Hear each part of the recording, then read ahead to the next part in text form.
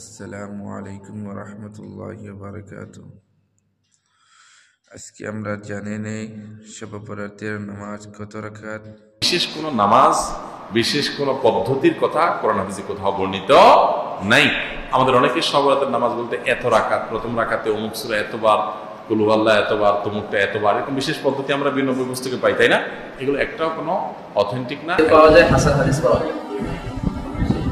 ইন্নাল্লাহা লা ইয়াগফিরু বিহাদিহি লাইলাতি জামিআ ইবাদিহি ইল্লা মুশরিক আও মুশাহিন আও কাতিলু নাফসিন আও জানি। এই রাতে আল্লাহ বান্দাদেরকে গণহারে ক্ষমা করেন, মানে লাইলাতুল নিসফের শাবান বা শবে বরাতের রাত্রিতে চার শ্রেণীর লোক ছাড়া। এক হচ্ছে মুশরিক, মুশরিকদেরকে আল্লাহ ক্ষমা করেন। দুই হচ্ছে মুশাহিন, হিংসু, অন্যের ব্যাপারে যে অন্তরে হিংসা পুষে রাখে। তিন নম্বরে হচ্ছে কাতিলু নাফস, অন্যায় ভাবে কেউ যদি কাউকে হত্যা করে, বিচারিক হত্যা হোক, যদি অন্যায় ভাবে হত্যা হইলে সে। চার নম্বরে হচ্ছে জানিয়া, ব্যভিচারী বা ব্যভিচারী।